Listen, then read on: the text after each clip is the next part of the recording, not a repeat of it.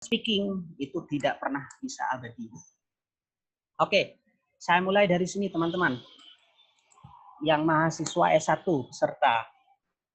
Nah, di akhir studi nanti memang dari skripsi teman-teman itu diwajibkan untuk dipublikasikan ke jurnal. Nah, untuk level S1 itu memang sudah ada yang mengurus, yaitu jurusan. Tetapi masalahnya teman-teman yang S1 berkewajiban untuk menghasilkan tulisan ilmiah berbahasa Inggris yang bagus. Nah, dari segi grammarnya betul, tidak kocar-kacir, tidak buletisasi, dari konten juga bagus. Nah, sehingga ketika nanti dibuat dan dimasukkan ke dalam sebuah jurnal, artikel teman-teman nanti bagus, dibaca juga enak, dan memberikan ide-ide yang baru untuk para pembaca. Nah, ini yang untuk level S1 dulu ya. Maka dari itu, acara hari ini dari saya setidaknya akan berbicara 6 hal. Nah, yang pertama saya akan berbicara the nature of academic writing. Nah, ini sedikit akan saya bahas. Yang kedua, rhetorical situation and element. Saya akan membicara aspek-aspek gaya atau elemen apa saja sih yang ada dalam tulisan akademis. Kemudian yang ketiga, saya akan berbicara how to establish arguments. Cara membuat argumen. Tentu argumen yang kuat, yang meyakinkan, convincing. Yang keempat, saya akan menjelaskan bagaimana sih menulis kalimat yang logis dalam tulisan argumen.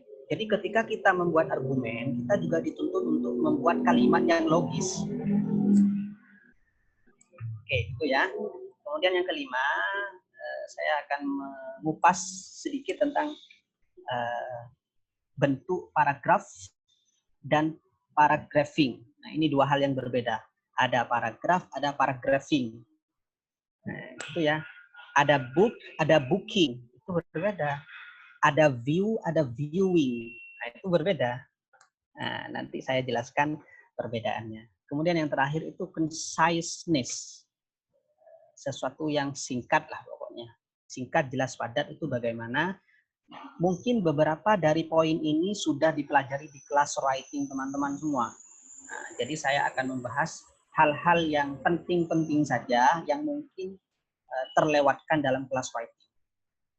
Oke, kita mulai dari ini ya. The nature of academic writing. Nah, coba perhatikan pertanyaan ini. Bahasa yang kita gunakan di rumah, katakanlah bahasa Inggris lah. Misalkan teman-teman ngomong bahasa Inggris dengan ibunya, dengan neneknya, misalkan. Bahasa Inggris di rumah itu berbeda dengan bahasa Inggris di sekolah. Atau gini lah, bahasa Indonesia yang teman-teman pakai di rumah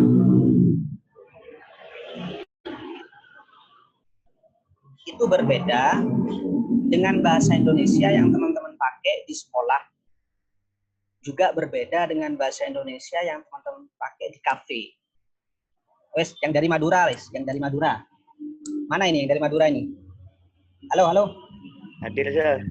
Oke, Hosnor Rofik dari Madura. Rofik menggunakan bahasa Madura di Madura, di rumahnya, itu berbeda dengan bahasa Madura yang dipakai di kampus ketika bicara dengan teman-teman. Terutama teman-teman yang baru dikenal. Pasti Maduranya itu ya Madura yang sedikit halus lah, atau Madura yang pelan lah.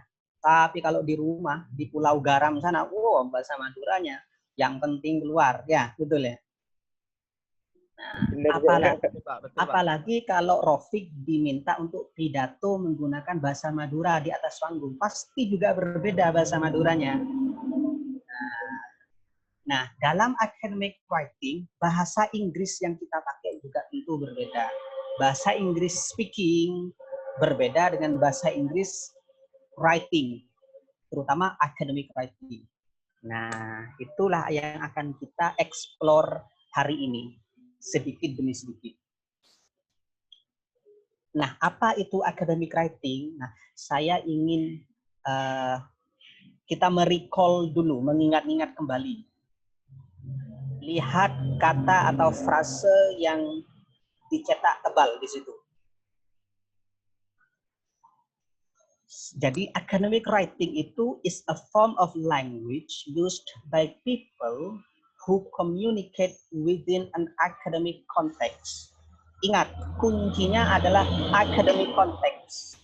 Jadi tulisan academic writing itu dikhususkan atau ditujukan untuk konteks-konteks akademis seperti diskusi formal di kampus, diskusi formal di dalam kelas, diskusi formal dalam sebuah seminar, diskusi formal dalam sebuah konferensi, simposium, dan lain-lain.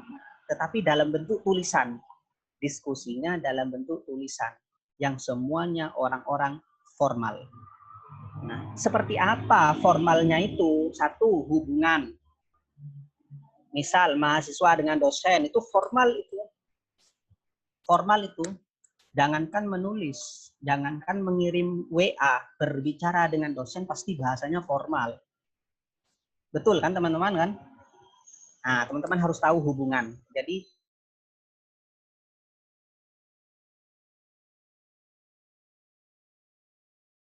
kemudian ekspektasi atau ide.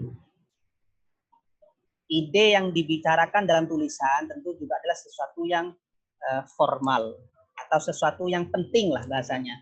Tidak mungkin ditulis kalau tidak penting, gitu loh ya. Jadi teman-teman kalau menulis essay atau artikel nanti dalam konteks academic writing, itu topiknya harus sesuatu yang penting. Harus sesuatu yang kontroversial boleh, sesuatu yang diperdebatkan boleh, sesuatu yang hot atau terbaru up to date boleh.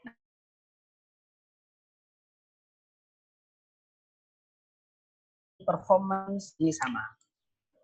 Nah, aspek lain yang masuk dalam konteks formal adalah kreativitas. Kreativitas ini adalah teman-teman cara penulisan. Nanti saya contohkan ya. Kebanyakan dalam kelas-kelas writing kita, gaya penulisannya adalah berbentuk pasif. Tetapi variasi lain juga ada, yaitu berbentuk aktif. Seperti apa? Nanti saya praktekkan. Nah, yang penting sekarang teman-teman belajar dulu yang dimaksud dengan kondisi formal itu apa saja aspeknya. Ada hubungan, ada ekspektasi atau ide ya, atau thinking atau performance sebuah topik, ada creativity atau kreativitas. Dan competition. Nah, competition ini artinya teman-teman ya berlomba-lomba dengan penulis lain, entah teman, entah dosen atau siapa, pokoknya teman-teman harus berusaha menghasilkan tulisan yang lebih baik daripada milik orang lain. Nah, gitulah. Itu tuntutannya. Jadi teman-teman harus berusaha menciptakan tulisan yang lebih baik dengan tulisan orang lain. Nah, itu namanya istilahnya competition lah, competition ya. Oke. Kita masuk ke tahap 1 atau penjelasan yang pertama, yaitu retorik atau rhetorical situation and elements. Ada beberapa elemen dalam tulisan academic writing yang harus dipahami agar tidak salah dalam menghasilkan tulisan yang ilmiah. Yang pertama itu teks. Apa kira-kira teks itu?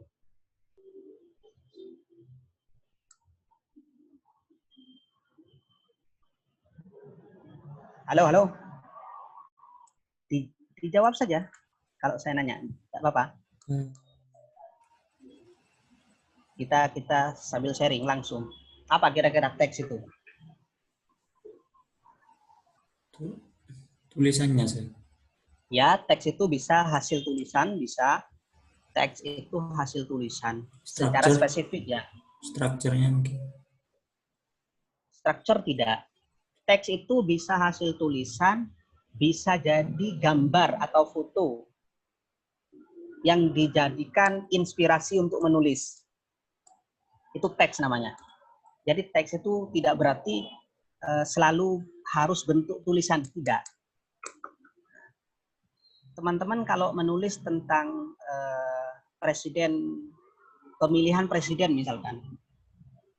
presidential election in Indonesia, pemilihan presiden di Indonesia, itu teman-teman bisa memunculkan ide atau bisa menghasilkan ide kalau didukung juga dengan foto-foto pemilu presiden. Nah, sehingga teman-teman bisa mendeskripsikan, bisa menarasikan, bisa menceritakan. Nah, hasilnya itulah yang disebut dengan istilah teks. Oke, yaitu hasil tulisan secara sederhana. Yang kedua, author. Kalau menulis artikel ilmiah, teman-teman juga harus tahu posisi teman-teman ini. Nah, teman-teman kan mahasiswa, ya kan?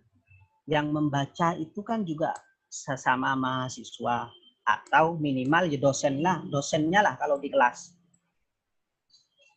Artinya teman-teman punya tanggung jawab untuk menghasilkan tulisan yang mewakili ide teman-teman sendiri sebagai seorang penulis. Idenya punya teman-teman, tetapi nanti harus didukung dengan referensi-referensi milik orang lain. Itu ya posisi yang kedua ya.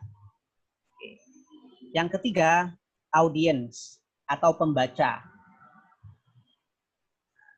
Posisi yang ketiga, audien atau pembaca. Wes, yang audien tidak perlu saya sebutkan. Contoh-contohnya sudah tahu ya, pembaca wes. Pokoknya bisa dosen, bisa teman mahasiswa sendiri dan lain-lain. Kemudian yang keempat adalah tujuan, purposes. Jadi tujuan ditulisnya sebuah tulisan itu apa? Teman-teman juga harus bisa memahami. Apakah tujuannya untuk menginformasikan sesuatu? Apakah tujuannya untuk memunculkan ide baru, memberikan sumbangan pembahasan baru, atau untuk membahas sesuatu yang kontroversial? Teman-teman harus tahu tujuan masing-masing dari tulisan. Kemudian yang kelima, aspek atau elemen dari tulisan itu ada setting, teman-teman.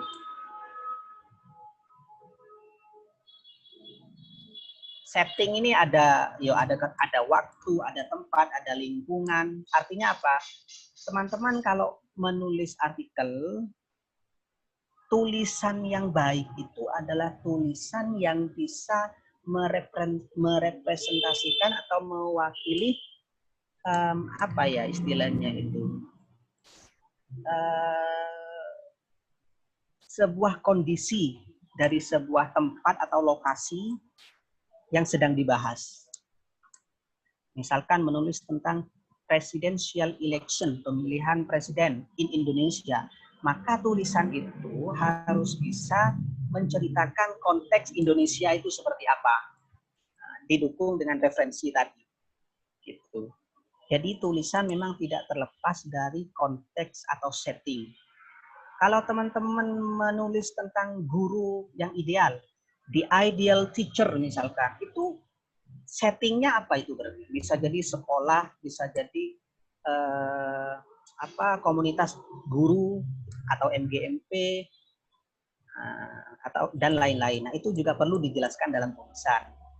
Kalau menjelaskan the ideal teacher, kalau menjelaskan university student dalam tulisan, ya otomatis penjelasan tentang universitas, tentang konteks di mana topik itu ditulis tidak perlu dimasukkan.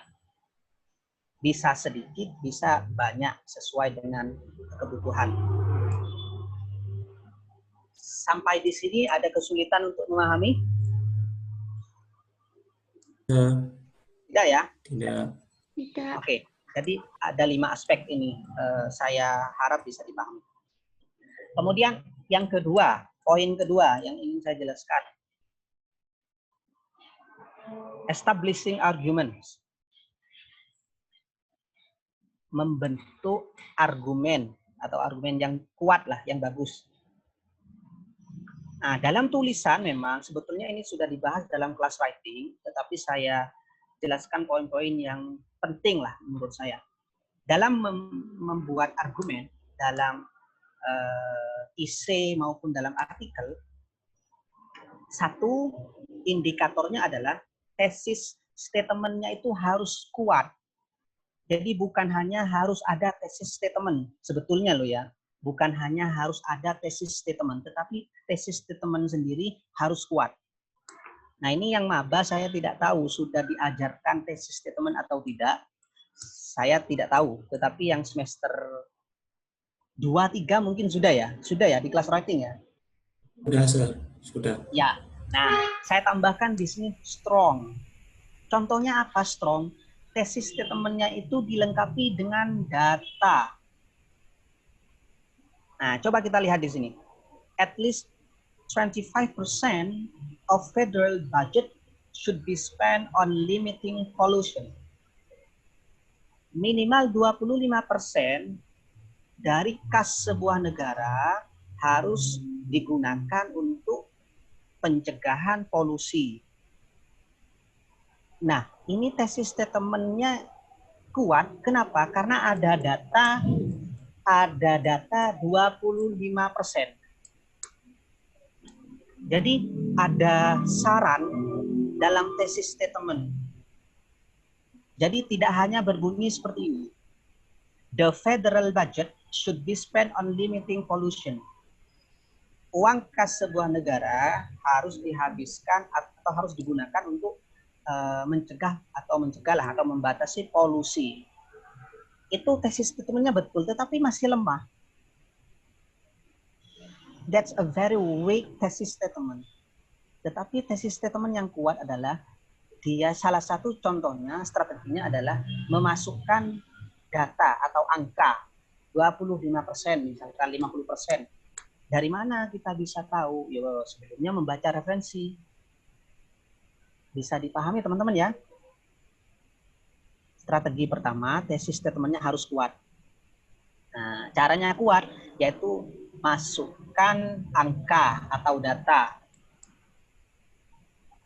sesuai dengan referensi yang dibaca. Jadi tidak melulu hanya berbunyi the federal budget should be spent on limiting pollution.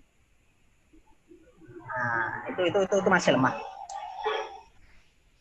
Indikator yang kedua untuk membuat argumen yang baik adalah research and evidence, yaitu tadi harus ada referensi berbasis penelitian. Penelitian di lapangan loh ya, bukan teori saja. Jadi bukan teori saja, bukan kutipan teori atau kutipan definisi saja, tetapi ada referensi hasil penelitian di lapangan. Apa itu? Yaitu using first hand research and or second hand research. Boleh menggunakan referensi utama ataupun tidak utama, tidak masalah, tetapi harus research and evidence, harus referensi hasil penelitian di lapangan.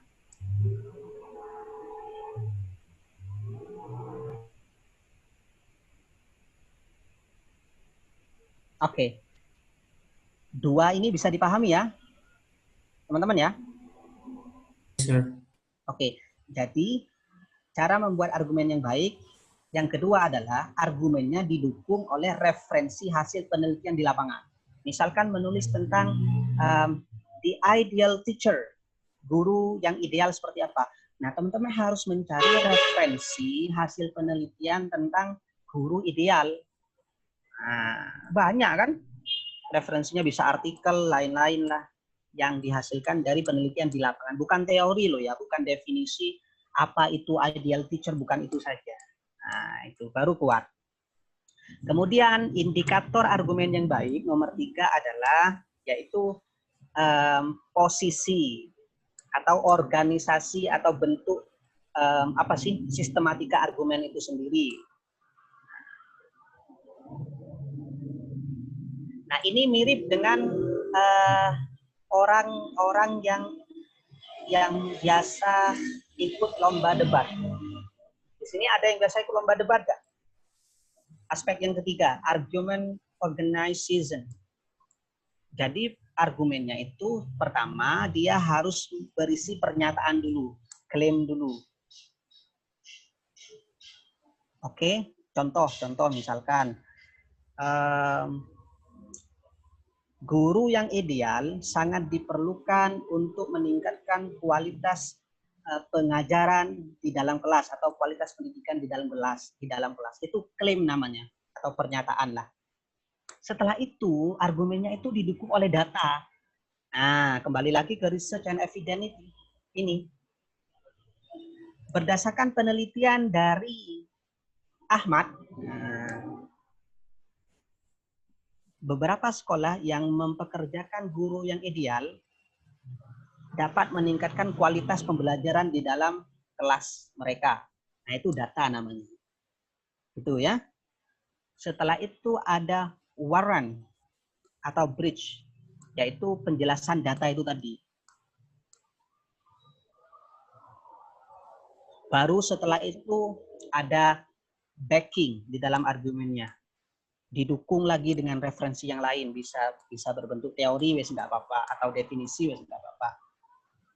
Baru yang terakhir, kalau misal ada penelitian yang berbeda atau referensi yang mengatakan berbeda tentang ideal teacher misalkan, baru dijelaskan juga namanya counter claim atau rebuttal. Nah, ini poin paling akhir sih, tidak wajib. Tetapi yang wajib adalah ada klaim, ada pernyataan, jadi argumennya berbentuk pernyataan dulu, setelah itu didukung oleh data, supported by data. Setelah itu datanya dijelaskan, yaitu bridge namanya, atau warrant. Nah, baru yang terakhir, kriteria argumen yang baik, yang bagus adalah ada strategi retorik atau strategi keseluruhan dalam menulis isi. Yang paling banyak itu kan biasanya dari umum ke khusus, teman-teman. Dari umum ke khusus, atau yang disebut dengan didaktif istilahnya. Jadi teman-teman itu selama ini memang dalam kelas-kelas writing yang diajarkan adalah yang paling banyak berbentuk didaktif, yaitu pembahasan dari umum ke khusus. Tetapi sebetulnya variasi yang lain untuk membuat argumen yang baik dan bagus itu juga bisa menggunakan pola inductive reasoning, yaitu penjelasan dari khusus ke umum.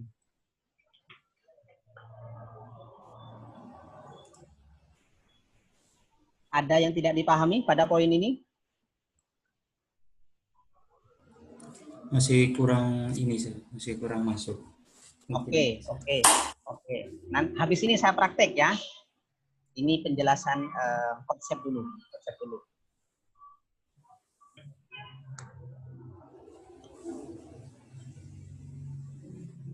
Oke, sekarang saya lanjut pada aspek berikutnya.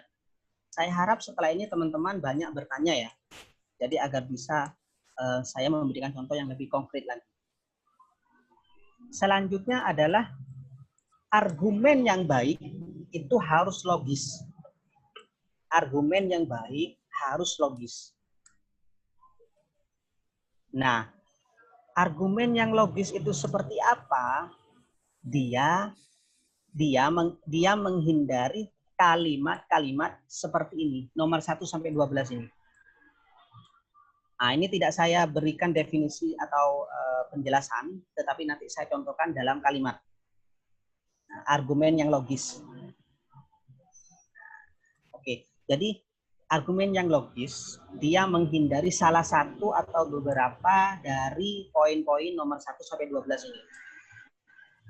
Ada istilahnya slippery slope, ada hasty generalization. Nah, ini istilah-istilah memang tidak saya tulis definisi agar teman-teman bisa paham. Tetapi intinya, coba kita cek di artikel setelah ini. Jadi, argumennya bisa bagus kalau satu kalimatnya tidak menjelaskan sesuatu yang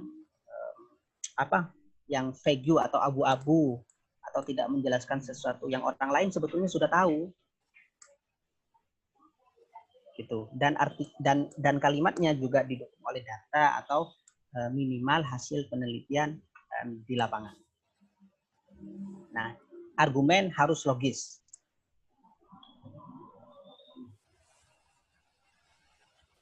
Nah, oke. Sekarang saya lanjut ke poin yang juga penting. paragraf dan paragraphing. Nah, kita lihat gambar skeleton ini. Jadi gambar tubuh atau tulang ya. Tulang manusia ya. Ibaratkan tulang, teman-teman. Sebuah artikel itu mempunyai dua aspek penting sebetulnya. Sebuah isi lah. Satu itu paragraf. Misalkan 5 paragraf. Dan yang kedua adalah paragraphing, yaitu keseluruhan dari atas ke bawah. Paragraf itu ibaratnya begini, teman-teman. Paragraf itu dalam satu isi, misalkan ada 5 paragraf. Maka paragraf yang paling atas itu adalah kepala. Paragraf yang di bawahnya itu adalah dada. Paragraf yang di bawahnya lagi itu bisa tangan kanan kiri. Kemudian paragraf yang paling bawah itu bisa pinggul ke kaki. Jadi masing-masing paragraf memiliki fungsinya masing-masing. Tiap-tiap paragraf memiliki fungsinya masing-masing. Kita lihat bentuk di sini. Segitiga terbalik. Nah, ini adalah paragraf pertama, kepala. Nah, kita bicara paragraf dulu ya. Jadi paragraf yang paling atas ini katakanlah kepala kalau dalam kerangka tubuh manusia. Paragraf di bawahnya baru ini namanya tubuh. Kalau kepala fungsinya adalah menceritakan atau mengenalkan sebuah topik. Tetapi kalau paragraf tubuh itu sudah berisi pembahasan tentang topiknya. Nah, kalau dalam kelas writing itu biasanya ada supporting details, istilahnya ya, ada supporting examples, supporting claims, dan lain-lain. Bisa 2, bisa 3 paragraf isi atau tubuh. Dan paragraf yang terakhir dari pinggul ke kaki, ini adalah sebagai kesimpulan kalau secara umum ya. Tapi ini bentuknya kaki kalau dalam tubuh manusia. Nah, dari kepala ke kaki inilah yang disebut dengan paragraphing. Apa itu? Harus saling berhubungan dan saling berkesinambungan. Nah, dari kepala sampai ke bawah ke kaki, ini semuanya harus saling berfungsi, saling berhubungan. Kalau kepalanya menjelaskan tentang topik A, maka kesimpulannya juga harus tentang topik A. Hasil pembahasan. Nah, itu namanya paragraphing. Jadi utuh, tidak kemana-mana. Jadi larinya itu tidak kemana-mana. Bisa dipahami ya, teman-teman ya? Yes, sir. Nah, oke. Kalau yang ini tidak terlalu sulit kan? Enggak. Oke. Memang apa-apa kalau dibuat visualisasi itu mudah ya dipelajari. Nah, jadi dalam tulisan academic writing, teman-teman juga harus memahami fungsi masing-masing paragraf dan juga memahami paragraphing, yaitu satu isi atau satu artikel yang utuh dari atas ke bawah. Tidak lari kemana-mana. Misalkan paragraf yang atas membahas A, paragraf yang bawah membahas B. Nah, itu tidak benar. Atau paragraf yang paling bawah membahas C, misalkan. Nah, itu tidak benar. Kalau membahas A, maka yang bawah juga A, bisa A1, A2. Artinya dalam bentuk contoh sebuah argumen dalam masing-masing paragraf.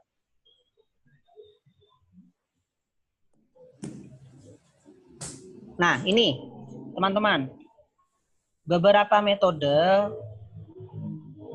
yang bisa kita gunakan agar paragraf yang kita tulis itu well developed. Bagus lah bahasanya ya. Nah, ini adalah penjelasan detail dari penjelasan awal yang saya sampaikan tadi. Jadi isinya paragrafnya itu, satu, memberikan contoh boleh. Ini tidak harus ada semua, teman-teman.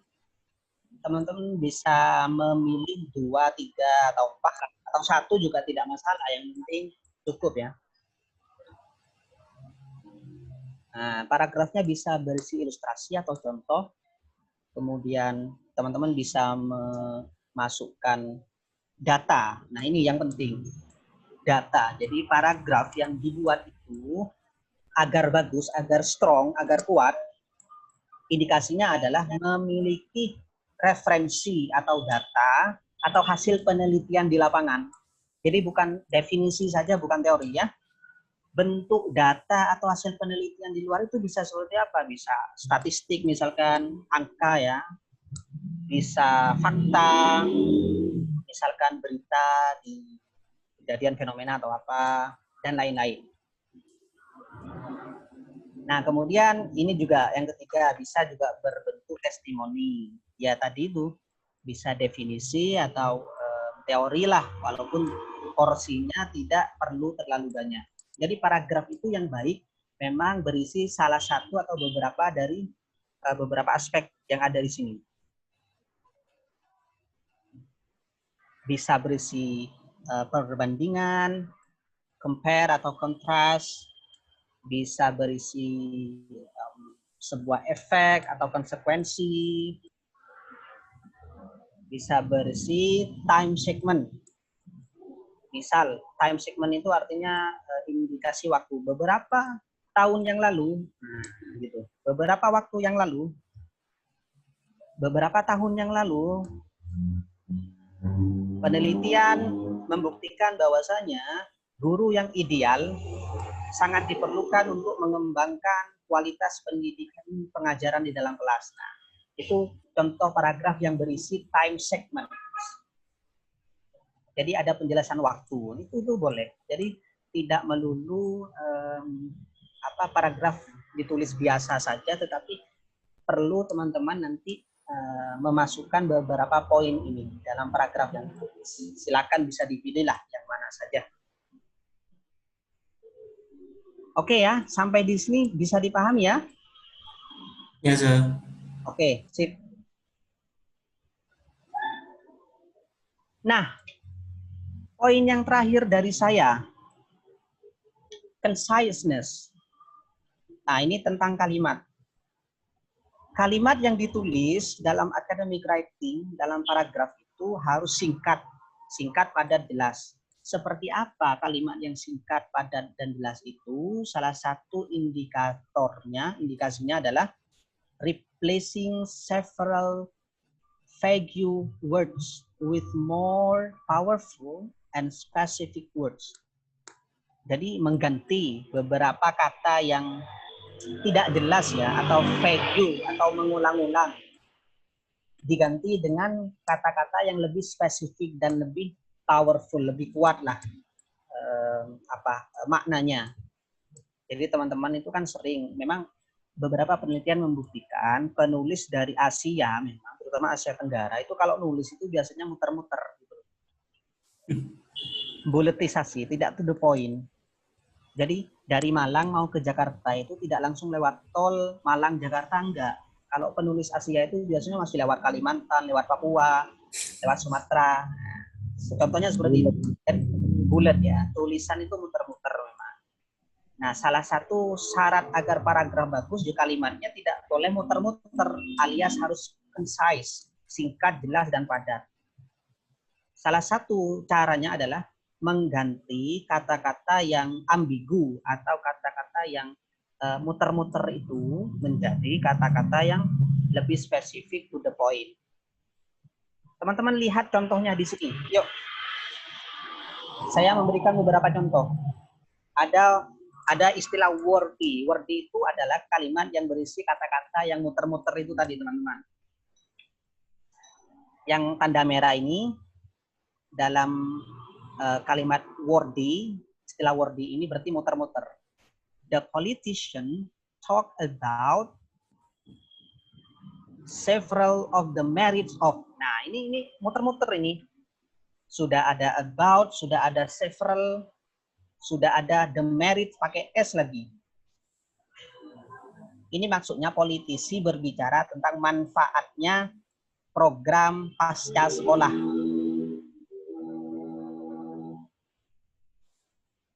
Nah, Maka kalimat yang lebih tepat, yang lebih singkat, jelas, dan padat seperti apa? Seperti di bawahnya. The politician touted after school programs in his speech. Jadi, about several of the merits of ini diganti menjadi touted, sehingga kalimatnya lebih singkat. Nah, itu caranya ya. Jadi hindari kalimat yang muter-muter. Contoh yang kedua juga sama. Susie believed but could not confirm. Susi itu yakin tapi tidak bisa.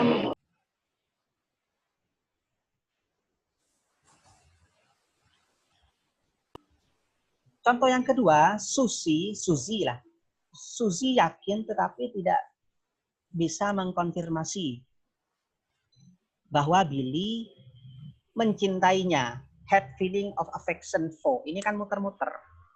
Sudah ada had feeling, masih pakai affection. Nah, had feeling itu ya memang artinya suka, atau affection itu juga suka. Artinya wes muter-muter ini. Bagaimana kalimat yang lebih singkat? Seperti ini. Menjadi Susie assume that Billy adored her. Nah, jadi teman-teman dalam kalimat pastikan berusaha untuk mencari padanan kata yang sangat-sangat singkat. Coba. Istilah had feeling of affection diganti menjadi adore. Kenapa kok tidak pakai love? Boleh pakai love, tetapi love itu kan sudah terlalu sering. Sejak zaman Belanda sampai zaman sekarang itu taunya love terus.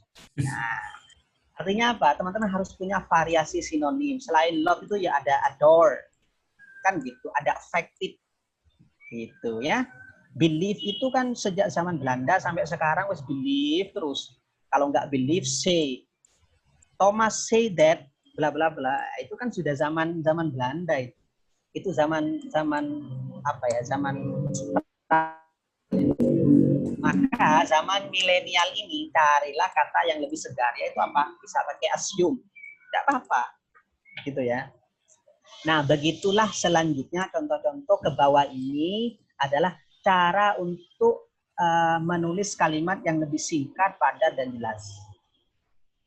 Nah, teman-teman bisa lihat contoh di bawah ya. Terus ke bawah ini. Ada has made available many of the thing you can use. Diubah menjadi present criteria. Jadi, many thing you can use itu ya kriteria.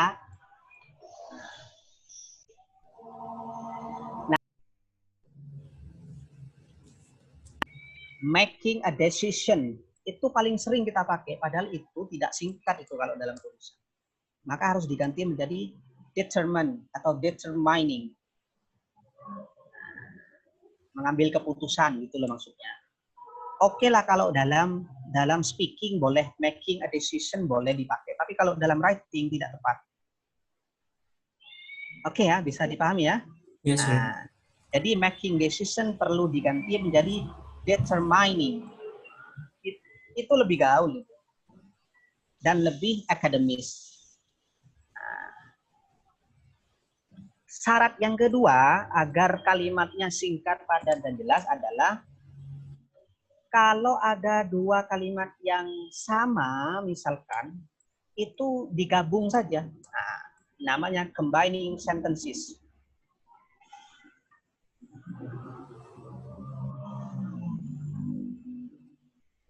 Nah, lihat contoh yang ada di sini.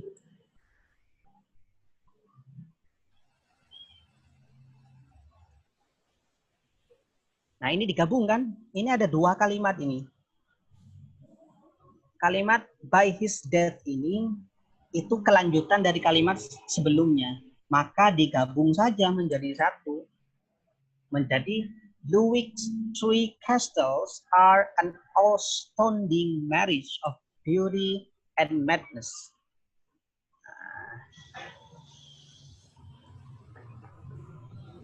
Kemudian contoh yang kedua juga sama. Ada dua kalimat digabung menjadi satu. Karena sebetulnya sama saja. Nah, celakanya kita memang kalau dalam menulis lebih suka memperpanjang kalimat. Padahal kalimatnya yo sama saja. Terus kocoai sakjane, kan gitu. Kenapa dibuat dua kalimat? Maksudnya agar lebih panjang, Pak. Agar paragrafnya lebih banyak, kan gitu kan biasanya. Sehingga terlihat lebih keren karena lebih tebal misalkan isi atau artikelnya. Nah, padahal itu tidak diharapkan. Yang diharapkan adalah kalimatnya singkat, jelas, dan padat. Nah, ini contoh yang kedua. The supposed crash of a UFO in Roswell, New Mexico aroused interest in extraterrestrial life. Nah, ini dua kalimat. This crash is rumored to have occurred in 1947. Ganti saja tahunnya, taruh di depan, beres. Nah, yang awalnya kalimatnya panjang seperti ini berubah menjadi satu kalimat saja. Nah, itulah teman-teman pentingnya memang kalimat yang kita tulis dalam academic writing harus singkat, jelas, dan padat. Sampai di sini bisa paham ya contoh-contohnya ya. Yes, Halo? sir. Yes, sir. Oke. Habis ini saya tunjukkan artikel yang sudah saya dapat dari panitia untuk kita cek bersama. Ada beberapa kalimat atau referensi yang bisa diubah menjadi lebih baik lagi. Mister, 10 Ya, menit. halo? Ya, 10 menit left. Sir. Oke, 10 menit ya. Masih cukup lama. Thank you, Rania. Nah, dari apa yang saya jelaskan itu, masalah kita itu sebetulnya ada 3. Ini dari pengalaman dan dari beberapa sumber bacaan yang saya hasil penelitian. Dalam menulis essay atau artikel academic writing, masalah kita itu ada 3 sebetulnya. Yang pertama adalah ide, sulit mendapatkan ide yang cemerlang, yang bagus, yang segar. Yang kedua adalah referensi, terutama yang bersifat referensi hasil penelitian di lapangan atau data untuk dimasukkan dan mendukung tulisan. Yang ketiga adalah move atau gaya tulisan berbahasa Inggris. Jangankan disuruh nulis berbahasa Inggris, nulis pakai bahasa Madura saja loh sulit, Pak. Nah, misalkan ada yang begitu, ada banyak. Atau sebaliknya, nulis pakai bahasa Inggris itu pinter, tapi disuruh nulis pakai bahasa Indonesia gak iso. Ada banyak. Nah, tetapi memang secara umum 3 ini masalah kita. Ingat ya, kita sulit mendapatkan ide yang cemerlang, yang segar. Kita sulit mencari referensi yang bagus, terutama referensi yang berbentuk hasil penelitian di lapangan untuk mendukung tulisan. Yang ketiga memang gaya penulisan kita. Yo grammar, yo intonasi tulisan, kemudian cara membentuk kalimat yang efektif. Nah, itu kesulitan kita. Caranya gimana untuk menghilangkan kesulitan? Nah, yo jangan kepegadaian, enggak boleh. Ini namanya mengatasi masalah tanpa masalah. Ini kalau orang butuh uang, silakan gelangnya ditaruh di pegadaian, enggak apa-apa. Kalau kita beda. Bagaimana caranya? 1, teman-teman, terutama yang semester 5 ke atas, kalau menulis artikel, agar mendapatkan ide yang bagus, agar mendapatkan referensi bagus, dan agar mendapatkan gaya tulisan yang bagus yang bisa diaplikasikan ke dalam tulisan teman-teman, itu setidaknya teman-teman harus terbiasa membaca artikel-artikel yang ditulis oleh orang-orang yang sudah biasa nulis. Gitu. Jadi teman-teman harus membiasakan diri membaca artikel-artikel orang yang sudah biasa menulis. Tentu yang sudah biasa menulis di jurnal-jurnal yang bagus. Nah, sehingga dari membaca itu teman-teman bisa paham. Sekarang saya tanya coba, dari foto ini yang paling teman-teman kenali yang mana? Jun. Ya pasti Prof. Jun lah. Bukan mahasiswa Unisma kalau nggak kenal. Tetapi pertanyaan saya, Prof. Jun itu nulis artikel tentang apa biasanya yang banyak? Ayo. Kalau tidak tahu kebangetan. Ayo. Halo. Mana ini? Ayo. Yang tahu saya beri hadiah. Presiden ESA masa enggak tahu gitu. Yang tahu saya beri hadiah uang untuk presentasi di konferensi. Wah, Serius. Saya bayarkan.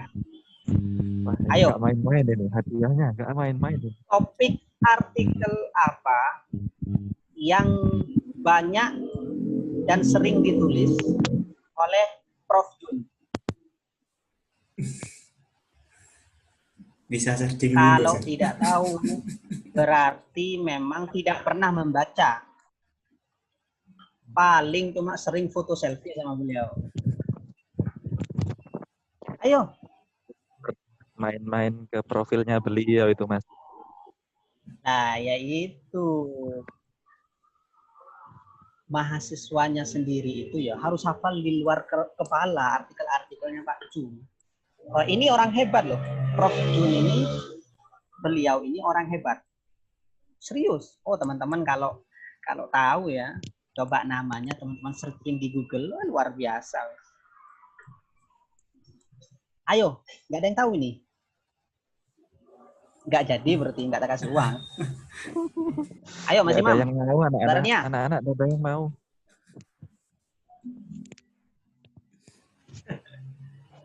Malu ini sebagai sebagai kaprodi malu ini. Biasanya baca yang itu, Sir. Apa? Bukan jurnal dari Prof. Jun, cuma jurnal dari yang lain. Loh, dari yang lain saja dibaca. Masa dari dosen sendiri nggak dibaca?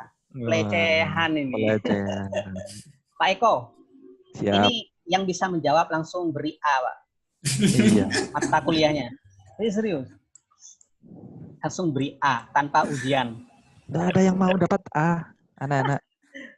Gampang itu padahal punya internet, cuma nggak dimanfaatkan itu, Mas. Zaman milenial ini tiduran saja sudah bisa melihat referensi yang bagus. Kalau zaman dulu harus ke warnet dulu. Oh, susah zaman dulu, Wes. Jangan. Nah, artinya apa, teman-teman? Agar bisa mendapatkan ide yang bagus, referensi yang bagus, dan cara menulis yang bagus, teman-teman harus membiasakan membaca artikel dari orang-orang yang sudah biasa menulis ya. Salah satunya Prof. Jun. Topik apa yang sering ditulis Prof. Jun? Yaitu topik language learning strategies. Nah, topik apa? Language learning strategies. Nah, teman-teman yang di jurusan pendidikan bahasa Inggris itu tidak sah kuliahnya kalau tidak membaca artikelnya beliau. Nah, sehingga ketika diminta atau diberi tugas menulis artikel nanti di semester 5 ke atas, enak sudah hafal. Oh, saya ingin nulis topik ini. Pakarnya siapa? Yang biasa nulis siapa? Oh, Prof. Jun. Tinggal ketik namanya Prof. Jun di internet, baca artikelnya, referensinya, wah itu sudah keren sekali. Nah, gitu caranya. Jadi, know the big players, knowing the big players. Teman-teman harus tahu para pemain besar, itulah bahasanya ya. Orang-orang yang biasa menulis, ya termasuk saya, gitu loh. Jangan cuma Pak Jun saja. Nah, Mas Rofiq kalau pengen tahu tulisan-tulisan saya, searching nama saya di Google, download, gratis, baca. Maka teman-teman akan bisa meniru gaya saya menulis. Nah, gitu loh. Nah, caranya gitu. Oke, sekarang saya tanya yang memegang mikrofon warna hitam. Nah, ini siapa namanya? Oh, ditanya ini loh, Pak Jun saja nggak paham ya. Ayo, siapa? Paling tahunya cuma Stephen Krashen.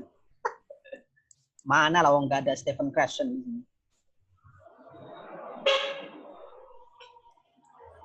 Yang pakai kacamata kayak Iwan Fals itu sih. Iwan Fals. Oke, yang pakai mikrofon ini namanya Brian Tomlinson. Bukan Tomlinson. Namanya Brian Tomlinson. beliau biasa menulis artikel atau topik-topik yang berhubungan dengan textbook analysis atau pengembangan materials. Kemudian yang pakai kacamata yang berdiri, yang di depannya banner warna biru, Sage, tulisan Sage, ini namanya Creswell. Ini biasa menulis tentang penelitian kualitatif itu seperti apa. Itu teman-teman nanti bisa dibaca. Terus yang pakai kalung, ubanan, rambut pendek, perempuan, sebelahnya Pak Jun, ini namanya Profesor Annie Burns. Beliau biasa menulis tentang penelitian tindakan kelas atau artikel-artikel yang berhubungan dengan keguruan. Nah, itu ya. Kemudian yang megang tas di sini, yang kemarin diundang di konferensi bahasa Inggris, siapa itu? Konferensi jurusan? Pak Renandia Willy. Kebalik, namanya Willy Renandia. Nah, tapi benar wes, daripada nggak jawab sama sekali ya. Tapi sudah tidak berlaku hadiah saya. Hadiah saya berlaku tadi waktu Pak dulu. Pak Willy Renandia biasa menulis apa? Artikel apa? Ayo. Kalau nggak tahu rugi.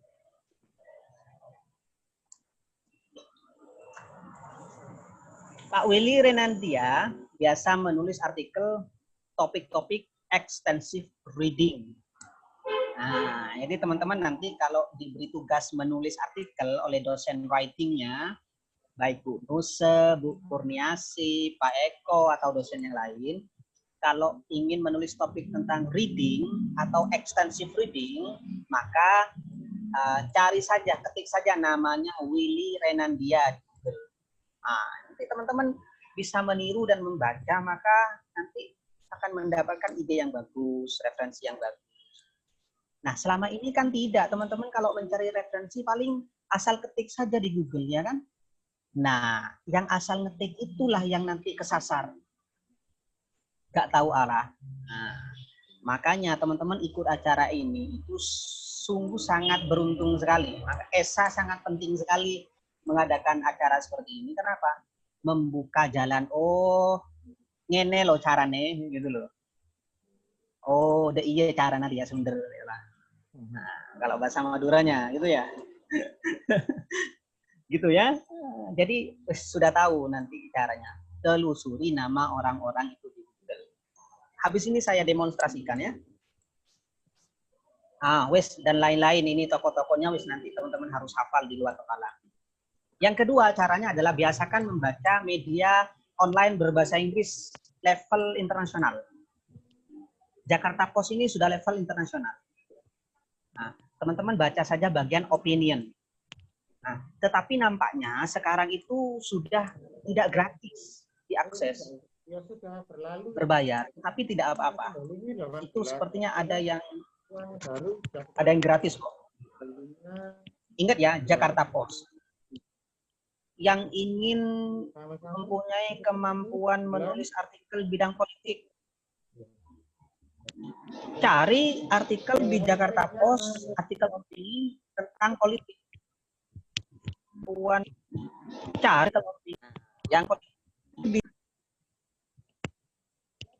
ingin terbiasa dengan tema pendidikan. Selanjutnya ya. Tema pendidikan. Begitu karena setiap artikel yang berbeda topik itu memiliki istilah-istilah sendiri. Nah, bahasa-bahasa akademis sendiri yang harus diketahui ya. Selain Jakarta Post, teman-teman biasakan juga membaca Jakarta Globe. Oke? Nah, dulu saya itu ketika semester 3, tugas writing saya yang pernah diampu oleh Ibu Kurniasi waktu itu mendapatkan nilai paling tinggi seangkatan, 98.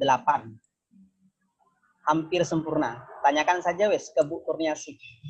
98, semester 3 loh. Kenapa kok bisa begitu? Karena saya memang sudah terbiasa membaca artikel di Jakarta Post dan juga di Jakarta Globe. Itu ya salah satu trik atau strategi. Yang paling akhir teman-teman, pastikan 3 hal ini. Ini sarannya Pak Willy Renandia. Ini biasa dilakukan oleh orang-orang Cina, baik mahasiswa maupun dosen dari Cina. Apa itu? Yang pertama, read extensively in one area. Bacalah sumber bacaan yang banyak di satu topik. Extensively, berbacaan yang banyak.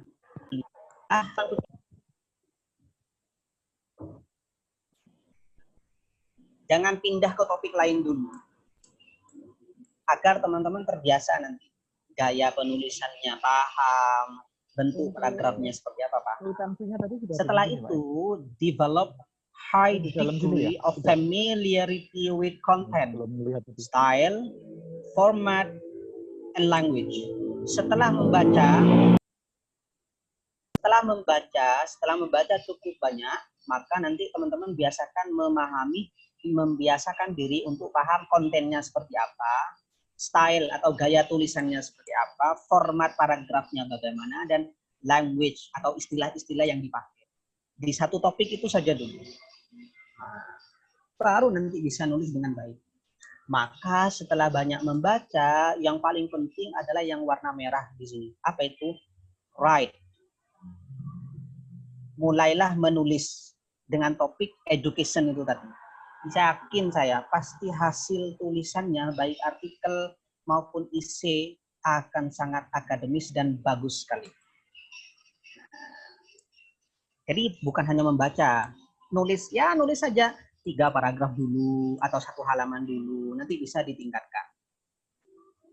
Kenapa begitu? Karena ini teman-teman, penulis yang handal atau peneliti yang handal lahir dari kebiasaan membaca yang tekun. Sudah itu aja.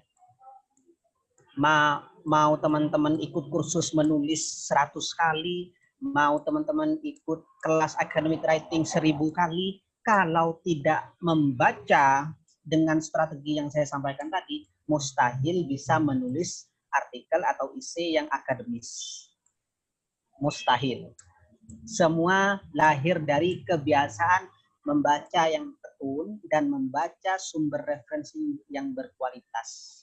Seperti apa referensi yang berkualitas? Yang saya sampaikan tadi, tahu penulisnya, orang-orang yang biasa menulis ini ditelusuri, kemudian fokus dalam satu topik dan mencoba menulis. Maka teman-teman pasti bisa menjadi penulis yang hebat dan peneliti yang juga hebat, sehingga nanti ketika semester akhir baik menulis research ataupun publikasi artikel baik di konferensi maupun di jurnal, teman-teman sudah terbiasa dengan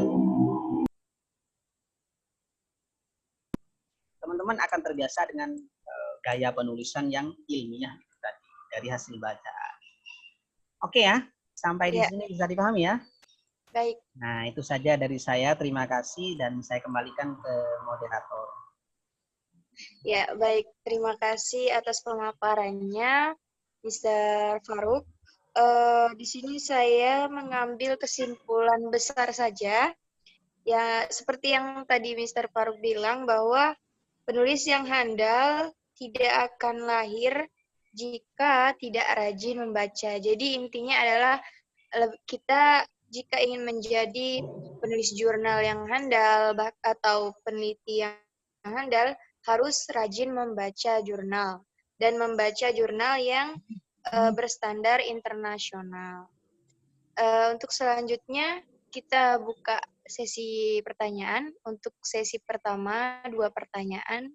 Langsung saja ya, saya persilakan untuk yang bertanya. Boleh langsung bertanya, mic-nya boleh di-unmute. Silakan yang ingin bertanya. Saya izin bertanya ya. Baik, silakan. Bismillahirrahmanirrahim. Assalamualaikum warahmatullahi wabarakatuh. Thank you very much for the time. Di sini sebenarnya kami juga panitia, tapi lumayan tertarik untuk bertanya karena pembahasannya juga sangat menarik. Tentu banyak juga kebingungan-kebingungan di academic writing, di mahasiswa, di kalangan mahasiswa. Ada 3 pertanyaan sih, kalau boleh. Sebenarnya simple sih mungkin jawabannya. Yang pertama itu, kita ketika menulis itu, Mr. Farouk, itu kadang sering terjebak oleh dinamika, apa ya, bukan dinamika, tata bahasa Indonesia gitu. Ketika menulis itu, jadi untuk apa ya, untuk menulis secara tata bahasa Inggris itu kadang kita terjebak di kata bahasa Indonesianya. Jadi lumayan kesusahan di situnya. Terus tadi yang kedua ada fresh vocabulary dan yang old vocabulary. Apa itu, kalau menggunakan fresh dan old itu apa juga menentukan tentang bobot kualitas sebuah tulisan itu. Yang terakhir, kalau perbedaan yang mencolok di English literature dan academic English literature writing, penulisan sastra dan penulisan akademik itu di bagian mana? Apakah juga membantu kalau kita itu sering membaca di literaturnya, apa di akademiknya, apa juga bisa membantu untuk bisa menulis gitu sih. Itu aja sih, terima kasih. Oke, apa langsung saya jawab ya? Ya, boleh, Sir. Oke, bagus sekali pertanyaannya. 3 itu. Saya jawab dari pertanyaan yang paling akhir. Bedanya dengan English literature dan academic writing. Oke. Academic writing itu sebetulnya kemampuan dasar yang harus dimiliki oleh mahasiswa. Baik S1, S2, apalagi S3, apalagi dosen. Nah, kenapa harus dimiliki? Di semua jurusan sebetulnya. Academic writing maupun English literature atau sastra. Kenapa? Karena muaranya nanti yang paling atas, academic writing itu dibutuhkan untuk menulis artikel hasil penelitian. Gitu ya, Mas Imam ya. Baik bidang sastra Inggris maupun pendidikan bahasa Inggris. Nah, jadi yang saya sebutkan tadi itu sebetulnya sangat mendasar sekali. Tetapi nanti hal yang lebih luas adalah diperlukan untuk menulis laporan hasil penelitian. Ya kalau dalam bahasa kita skripsi, tesis lah. Maksudnya agar bagus tulisan berbahasa Inggrisnya itu loh. Di semua jurusan memang, baik sastra Inggris maupun pendidikan bahasa Inggris. Ya gitu ya Mas Imam ya? Yes, sir. Oke, kemudian pertanyaan selanjutnya dari Mas Imam adalah apakah mempengaruhi kualitas menggunakan kosakata yang fresh, yang segar? Iya. Kenapa begitu? Bedanya kita penulis academic writing, update atau tidak terkait diksi atau kosakata itu juga mempengaruhi loh kualitas. Kalau kita update menggunakan kosakata baru atau kosakata yang ilmiah, berarti memang kita sudah membaca banyak sebelumnya sehingga kita mendapatkan kosakata baru. Sinonim-sinonim yang lebih akademis. Nah, ini berbeda dengan yang jarang membaca. Ya, mereka tentu kesulitan untuk menggunakan kosakata yang segar. Katakanlah misal seperti saya praktek ya. Jadi menjawabnya itu saya suka dengan praktek sebetulnya, teman-teman. Misalkan secara sederhana. Nah, misalkan di sini. Nanti saya bahas artikel ini. Misalkan yang paling banyak di kita, misalkan itu biasanya begini. Ahmad says that bla bla bla. Kan gini kan ya. Nah, ini itu sebetulnya sudah gaya zaman Belanda begini. Jadi sudah zaman zaman penjajahan sebetulnya. Gaya tulisan seperti ini. Sehingga akan terlihat si penulis ini update atau tidak sih dengan diksi atau dengan bacaan, itu dilihat dari gaya dia menulis. Kalau update pasti tidak akan menggunakan sis lagi, tetapi menggunakan diksi yang lain. Apa itu? Bisa pakai contents that, bisa pakai reveals that, bisa pakai unveil that, bisa pakai apa lagi? Voice, Assume tadi, Sir. assume bisa. Apa lagi? Banyak sekali. Evoke that, bisa. Jadi tidak melulu say saja, argue saja. Gitu ya, Mas Ali dan teman-teman ya. Jadi kita dituntut untuk update variasi. Nah, ini bisa diperoleh dengan banyak membaca referensi-referensi dari para penulis yang sudah biasa nulis di jurnal yang bagus itu. Karena nanti academic writing, baik yang mahasiswa awal, mahasiswa semester tengah maupun semester akhir, muaranya paling tinggi nanti pasti menulis riset. Nah, menulis riset atau hasil penelitian itu adalah perlu kosakata seperti ini. Bisa dipahami ya? Nah, wes. Pertanyaan satu lagi apa? Saya lupa, Mas Imam. Ini saya sering kalau nulis bahasa Inggris itu sering terjebak dengan tata bahasa Indonesia. Oh iya. Jadi iya, kesannya tulisan bahasa Inggrisnya itu panjang, tidak simpel kayak tadi yang sampean jelaskan. Iya, buletisasi lah bahasanya ya. Jangankan Mas Imam, saya sendiri juga masih sering kok begitu.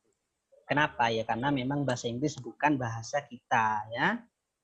Menurut teori second language acquisition, nah dalam pembahasan language interferensi bahasa, ketika belajar bahasa asing memang bahasa ibu kita pasti mempengaruhi. Jangankan itu, sampai sekarang pun saya kalau bicara bahasa Indonesia pasti ada logat Madura. Jadi tanpa bilang saya orang Probolinggo, bahasa Madura swasta, orang-orang sudah tahu Mas Faruk ini Madura ya. Nah, karena memang mempengaruhi. Kalau dalam speaking sih tidak masalah ya, walaupun yang penting pemahamannya tersampaikan pesannya. Tapi kalau dalam writing memang dituntut untuk akademis. Pengaruh itu ada memang karena jumlah bacaan kita yang berbahasa Inggris masih kurang, Mas Imam dan teman-teman. Masih kurang banyak dari jumlah bacaan yang berbahasa Indonesia itu tadi. Nah, sebagai mahasiswa jurusan bahasa Inggris, ya kita perlulah menambah sumber bacaan itu tadi sehingga terbiasa dengan bentuk kalimat yang singkat itu, tidak embuletisasi. Oke ya. Nah, saya tadi sudah menjanjikan akan praktek atau demo. Nah, menyambung pertanyaan Mas Imam dan nanti pertanyaan yang lain membahas ini. Nah, yuk. Nah, saya tidak akan membahas banyak, sedikit saja. Sejak zaman dulu, zaman Belanda sampai sekarang, pasti kita itu kalau mengartikan guru mempunyai peran yang sangat penting, pasti menulisnya teacher has a very important role, ya kan? Ini betul, tidak salah. Tetapi kalau teman-teman ingin memiliki tulisan yang lebih akademis, lebih terdengar elegan, maka pakailah diksi yang berbeda tetapi maknanya sama. Apa itu? Has kita ganti menjadi encompass. Nah, very important kita ganti menjadi central. Nah, gitu caranya. Ya. Nah, kalau development of a country ini ya sudah tidak perlu diganti. Tapi tadi itu teacher has a very important role. Nah, ini bisa kita ganti menjadi teacher encompasses a central role. Atau central kita ganti menjadi key role. Nggak apa-apa. Atau vital role. Atau pervasive role. Atau prevalent role.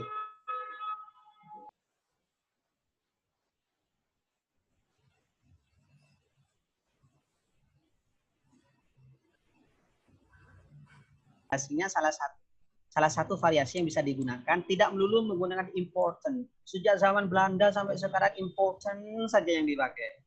Tapi pakailah sinonimnya. Sehingga bahasanya lebih keren. Gitu ya teman-teman ya, bisa dipahami ya? Yes. Nah, ini lagi stay. Kita ganti saja dia pakai apa misalkan tadi itu content. It is like, ini seperti. Nah, ini kan bahasa speaking. Ini kan bahasa bicara ini, bahasa speaking, bukan bahasa tulisan. Bagaimana agar terkesan akademis, it is like ini kita hapus. Kita ganti menjadi refer to. Nah, beres. Merujuk kepada apa yang disampaikan oleh siswa, Hafan dan Sadegi. Nah, gitu caranya. Bisa pakai refer to. Atau bisa pakai apa misalkan. Jadi tidak melulu menggunakan it is like, karena itu bahasa speaking memang. Nah, it follows what? Nah, bisa. Pakai follows, bisa. Dan lain sebagainya, gitu ya. Nah, bagaimana agar bisa tahu variasi itu? Ya tadi itu, biasakan membaca artikel-artikel yang ditulis oleh para pakar lah atau para tokoh. Saya itu sampai hafal gaya menulisnya Pak Jun loh. Teman-teman. Pak Jun itu kalau menulis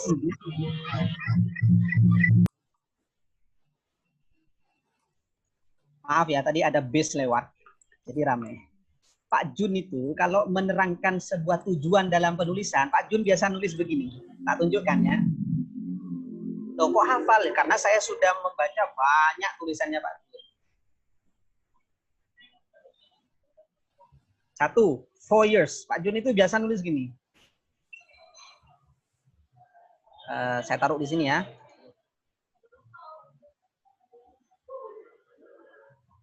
Apa bisa dilihat dengan jelas teman-teman? Iya, Sir. Ya, 4 years, beberapa tahun. Nah, gitu biasanya Pak Jun. Terus dilanjutkan dengan topiknya, gitu.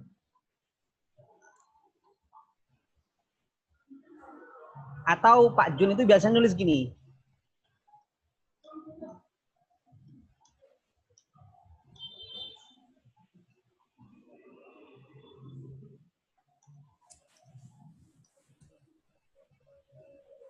Nah, gini.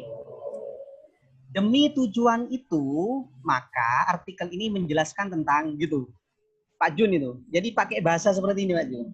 It is for such a purpose that they explain. Nah, gitu. Ini gayanya Pak Jun. Nah, itulah manfaatnya membaca artikel yang biasa ditulis oleh para pakar. Jadi kita bisa mengikuti. Gitu ya, teman-teman ya. Jadi artikelnya itu nanti bervariasi. Nah, ini gayanya Pak Jun seperti ini. Gayanya saya beda lagi. Nah, gitu ya. Kemudian artikel ini juga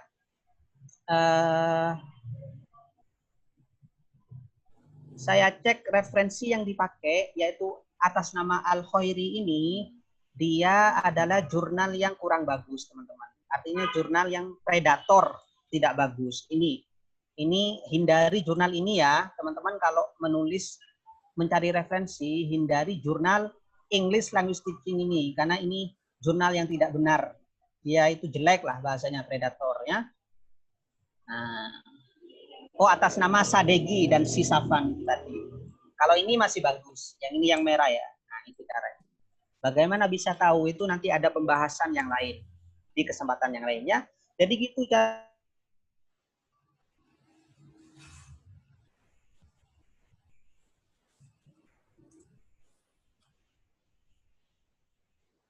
Ada lagi pertanyaan?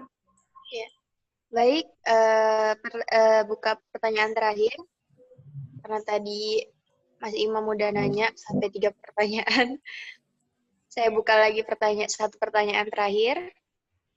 Mengingat waktu kita sebentar lagi sudah memasuki jam 11. Silakan yang mau bertanya.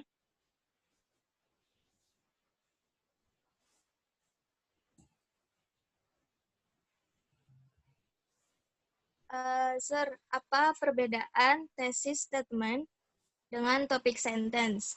Setahu saya mereka berdua itu sama. Correct me if I'm wrong. Based on yang tadi pakai visualisasi skill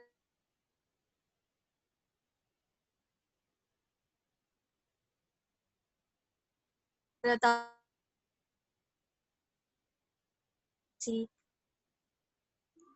Oke, terima kasih. Tadi siapa yang bertanya? Atas nama siapa? Dea ya? Ya, Sir. Oke, bedanya apa? Fungsinya sama. Menunjukkan sebuah fokus dari tulisan di masing-masing paragraf. Oke? Tetapi kalau thesis statement itu adalah induk. Nah, jadi induk dari ide keseluruhan dalam satu artikel atau isi itu tadi. Katakanlah artikelnya terdiri dari 5 paragraf. Maka thesis statement yang ada di paragraf paling atas, paragraf 1, dia itu sebagai guideline. Misalkan topiknya tentang keluarga, maka ya keluarga itu tesis statement, misalkan loh ya, contoh ya. Sedangkan topik sentence di paragraf 2, 3, 4, ya misalkan bicara tentang kakak, adik, nenek, gitu, yang masuk dalam keluarga. Itu aja sih bedanya. Ya, bisa dipahami ya Dea ya? Ya, Sir. Nah, bahwa di masing-masing paragraf harus ada topik statement, topik sentence, ya itu memang penting untuk mengguide, membimbing paragraf itu tidak lari kemana-mana. Nah, itu kan sama dengan penjelasan paragraf per paragraf. Tetapi kalau secara keseluruhan artikel nanti paragraphing namanya. Ada thesis statement.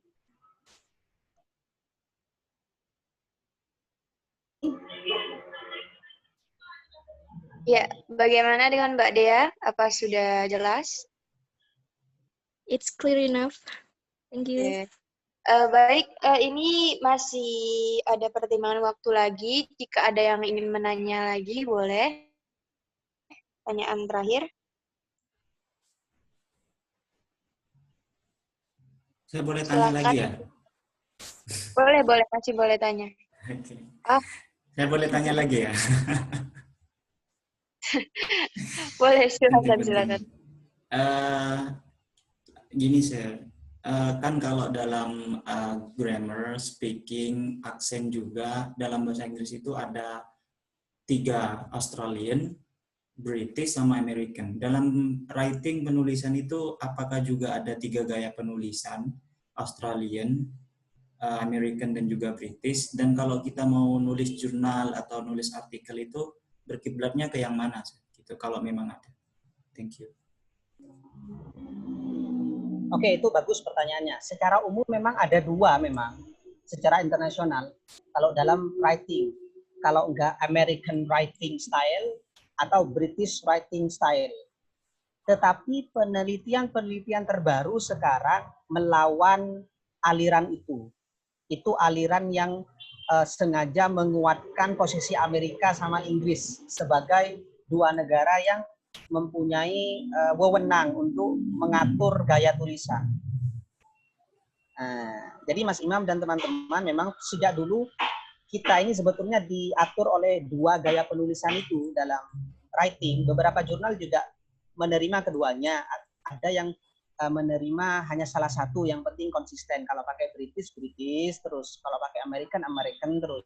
Tetapi beberapa peneliti di tahun 2007 ke atas sampai sekarang 2020 itu melawan aliran itu, bahwasanya gaya American atau British itu tidak layak dipaksakan kepada para penulis dari Asia, karena orang yang menulis dari Asia memang punya gaya masing-masing. Yang penting masih bisa dipahami lah tulisannya.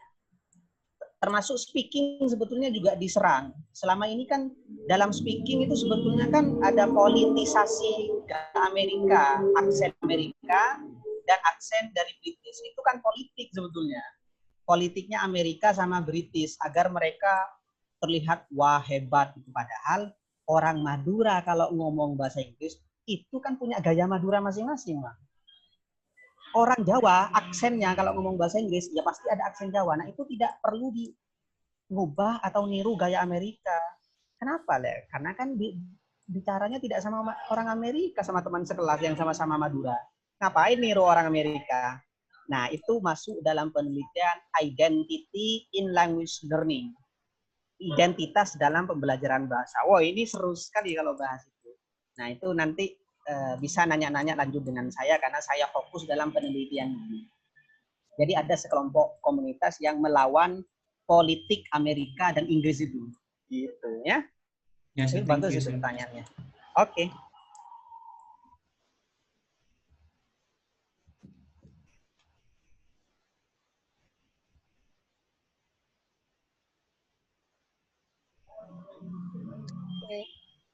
Baik, karena jam sudah menunjukkan 10.52, mungkin akan saya akhiri sesi materi kita hari ini dan menyerahkan kembali kepada MC.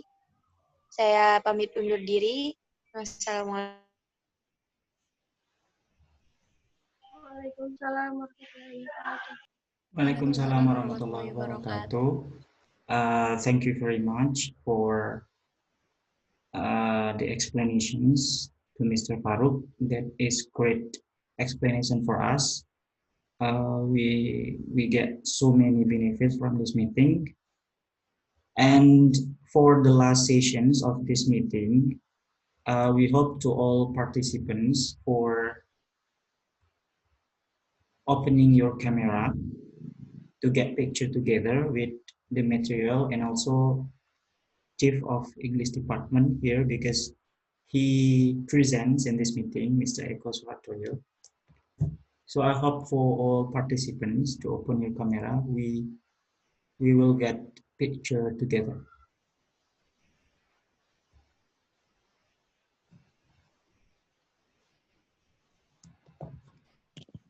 Ngapunten, saya masih di jalan ini nyetir. Okay. To all participants, maybe.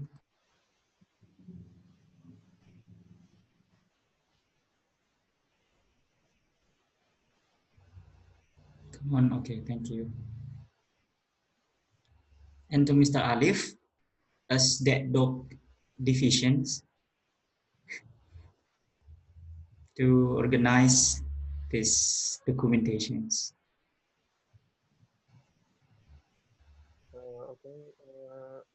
Untuk dokumentasi sebentar ya. Okay. Give your best smile, guys.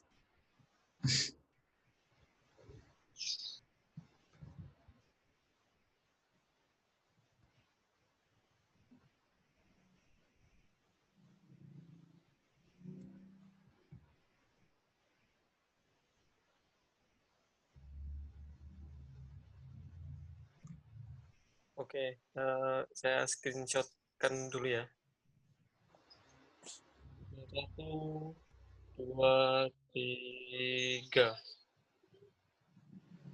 Oke, sebentar.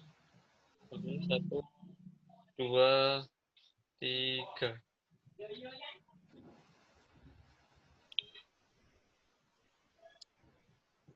Dan sekali lagi ya. Yeah. 1, 2, 3.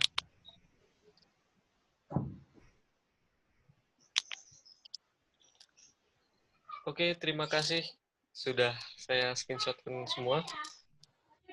Saya kembalikan ke MC lagi. Terima kasih.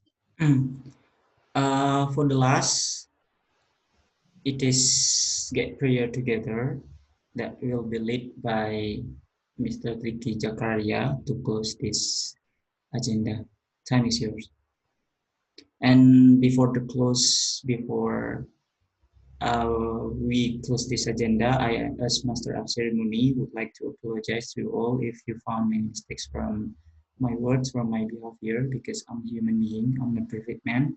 And the last I say, wallahu muwaffiq ila aqwamit thoriq. Assalamualaikum warahmatullahi wabarakatuh. To Mr. Diki Jakaria, time is yours to lead the prayer. Okay, thank you for the time. Assalamualaikum warahmatullahi wabarakatuh. Waalaikumsalam warahmatullahi wabarakatuh. Bismillahirrahmanirrahim. Alhamdulillahirabbil alamin. Hamsyakirin hamdan naimin hamdan yuwafi ni'amahu wa yukafi mazidah. Ya Rabbana lakal hamdu wa syukru kama yanbaghi li jalali wajhikal karimi wa 'azimi sultanik. Allahumma shalli ala sayyidina Muhammad sholatan tunjina biha min jami'il ahwali wal afat wa taqdi lana biha jami'al hajat wa tutahhiruna biha min jami'i sayiat wa tarfa'una biha indaka 'ala darajat wa tuballighuna biha aqsal ghayat min jami'il khairati fil hayati wa ba'dal mamat. Rabbana zalamna anfusana wa illam taghfir lana wa tarhamna lanakunanna minal khasirin. Rabbana hab lana min azwajina wa dhurriyyatina qurrata a'yun waj'alna lil muttaqina imama. Allahumma alimna ma yanfa'una wa anfa'na bima 'allamtana. Allahumma iftah lana abwaaba rahmatika warzuqna ridhaka wa taqwaka.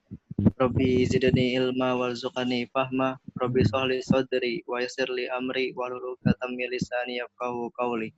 Rabbana atina fid dunya hasanah wa fil akhirati hasanah wa qina adzabannar. Bi fadlika subhana rabbika rabbil izzati amma yasifun wa salamun alal mursalin walhamdulillahi rabbil alamin. Allahu do'ana binuril Fatihah. A'udzubillahi minasyaitonir rajim. Bismillahirrahmanirrahim. Iya. Thank you, sir. Assalamualaikum warahmatullahi wabarakatuh. Assalamualaikum warahmatullahi wabarakatuh. Sir. Thank you, sir. Okay, to all audience, you can leave the meeting. Oke, terima kasih ya. Saya pamit kalau gitu. Assalamualaikum Yes, sir. Thank you, sir. Waalaikumsalam. Ya, sir. Terima kasih banyak, sir. Waalaikumsalam Waalaikumsalam warahmatullahi wabarakatuh. Thank you, sir.